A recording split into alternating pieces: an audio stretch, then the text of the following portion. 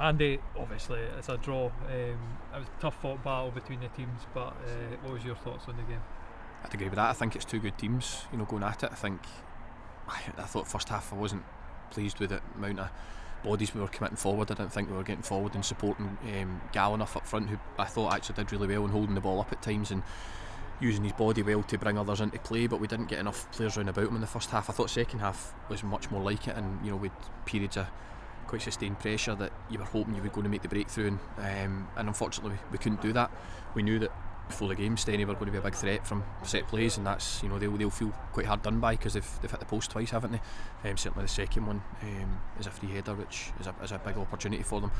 The one in the first half's a good strike from Taylor. I think it's a great save by Liam. I think he touches it on at the post, but so they'll feel aggrieved from that. But I thought in overall play, especially second half, I thought we were good, and there was a lot to like about it. We got bodies forward much more, and we looked a bit of a much bigger threat second half without actually creating loads of chances. We did have a big chance to win it, and we didn't.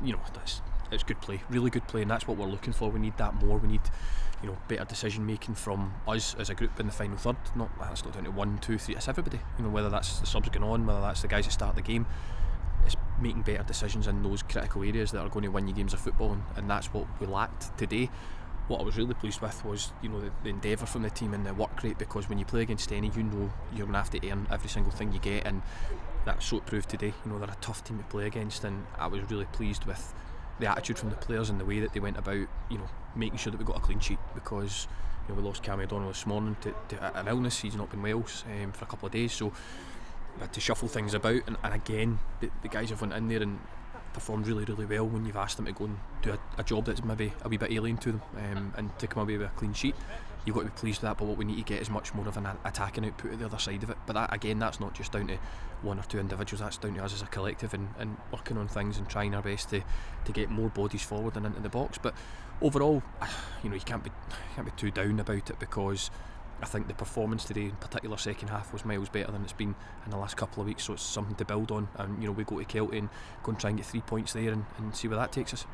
You were just saying about needing a bit more attacking output, but that was a good chunk of the match that Callum Gallagher played. He'll add another option up front as well. Yeah, I thought Gal did really well, considering that's his first league start, and he linked the game really well. He brought others into play, and he made balls into there were 60-40 against him, but he would win a foul, or he was a real handful, I thought, for them today, shown by I think one of them came through and clattered him because they weren't coping with him. So I think Gal did really well. It's just a case of he's still working with his teammates, so he needs to get to know Burnside and Stewart and things like that, and I don't mean get to know them, but on the pitch, because they've not had a lot of time together playing.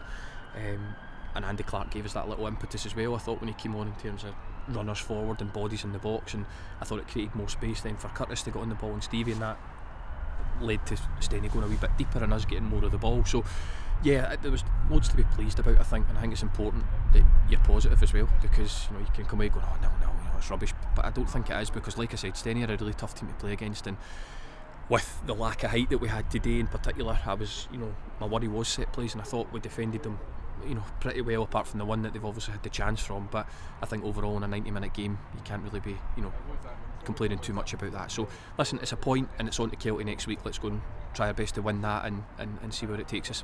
And you may have heard that Inverness lost at Montrose, so that could make your point even more valuable, and who knows, you could get to May and you could say, oh yeah, that 0-0 and Christmas was a big one. It's immaterial what Inverness do, because it's what we do. We need to start getting wins on the board, and hopefully that will start next week. But I know what you mean, but at the same time, we're not concerned about Inverness or Stenny or any other team in the league. We have to concern ourselves with what we're doing, and we need to go and get 3 points next week at Kelty to go and bounce back with a win almost, and get ourselves back up to where we think we should be in the table.